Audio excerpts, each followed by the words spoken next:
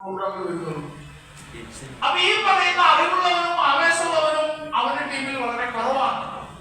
സ്വാഭാവികമായിട്ട് അവരുടെ പ്രവർത്തനം, മൊത്തം പ്രവർത്തനം നോക്കിയാൽ കുറവ് പ്രവർത്തനം നടക്കുന്ന അവരുടെ ഗ്രൂപ്പിലാണ്. അവൻ 24 hours വർക്ക് ചെയ്യുന്നുണ്ട്, പക്ഷെ അവരുടെ ടീമിൽ മൊത്തം വർക്ക് വളരെ കുറവാണ്. സ്വാഭാവികമായിട്ടും ബിസിനസ് കുറയും, വരുമാനം കുറയും. ഇവിടെയാണ് ഇവന്റ് പ്രൊമോഷൻ മെത്തേഡ് എന്ന് പറയും. ഇവന്റ് പ്രൊമോഷൻ മെത്തേഡ് എന്താ? ഇവന്റ് പ്രൊമോഷൻ മെത്തേഡ് ഇത്തരം ഇവന്റുകളെ പ്രൊമോട്ട് ചെയ്തുകൊണ്ട് അതിനെ ബിസിനസ് ആയിട്ട് കൺവേർട്ട് ചെയ്യാം. ഇവന്റുകളെ പ്രൊമോട്ട് ചെയ്ത് ബിസിനസ്സിനായിട്ട് കൺവേർട്ട് ചെയ്യാം.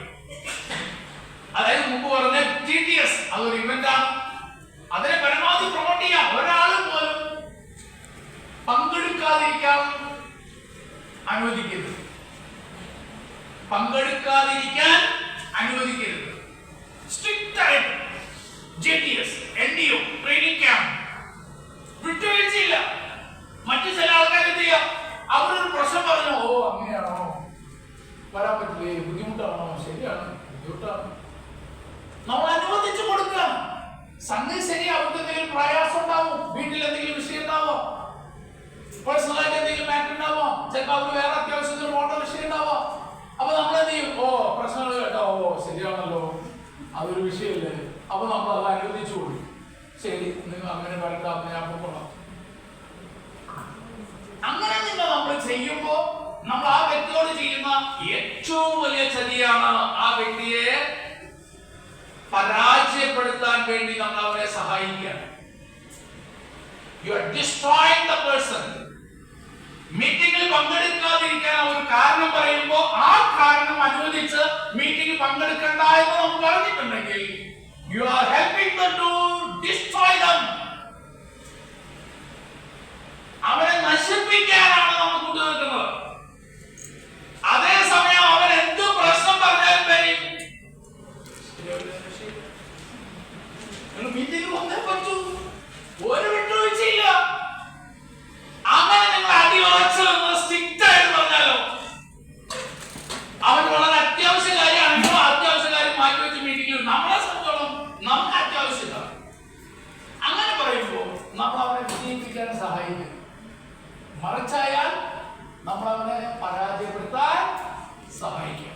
അതുകൊണ്ട് ഒരു meeting training programme event promotion കാര്യത്തിൽ വിട്ടുവീഴ്ച. ഓക്കെ, അപ്പൊ നമ്മുടെ ഹാബിറ്റിൽ ആരുടെ ഹാബിറ്റ് അപ്പൊ പറയുന്നത്? ഇപ്പൊ ഞാൻ പറയുന്ന ആരുടെ ഹാബിറ്റ്? ഇപ്പൊ പറയുന്ന ആരുടെ ഹാബിറ്റ് പറയുന്നത്? ഇപ്പൊ സോറി, ഹാബിറ്റിലെ ഡ്യൂട്ടീസ് പറയുന്നത് ആരുടെ ഡ്യൂട്ടീസ് പറയുന്നത്? ഇപ്പൊ പറയുന്നത് first level ലീഡറുടെ ഡ്യൂട്ടിയാ.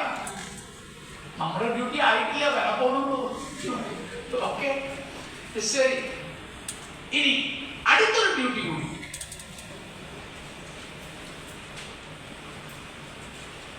മെമ്പേഴ്സിന്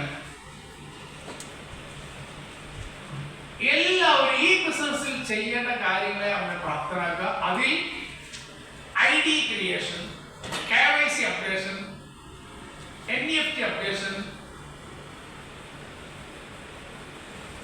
ID creation, KYC updation, NEFT updation,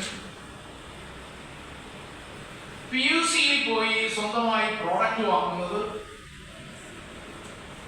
PUCയിൽ പോയി സ്വന്തമായി പ്രോഡക്റ്റ് വാങ്ങുന്നത്,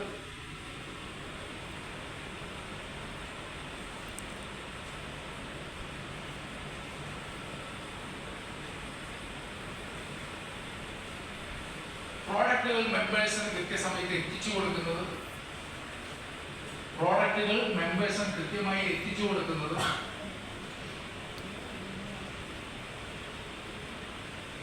പ്രോഡക്റ്റുകൾ കൃത്യമായി മെമ്പേഴ്സ് എത്തിച്ചു കൊടുക്കുന്നത്, മെമ്പേഴ്സിനെ കമ്പനി വെബ്സൈറ്റ് ഓപ്പൺ ചെയ്യാനും അവരുടെ സൈറ്റ് ഓപ്പൺ ചെയ്യാനും പഠിപ്പിച്ചു കൊടുക്കുന്നത്,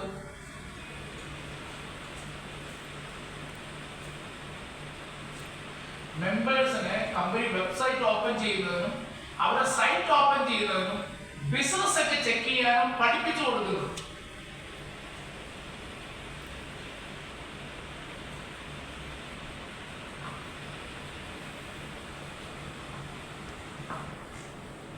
ഇതുകൂടി ഈ ഫസ്റ്റ് ലെവൽ ലീഡേഴ്സിന്റെ ഡ്യൂട്ടീസ്.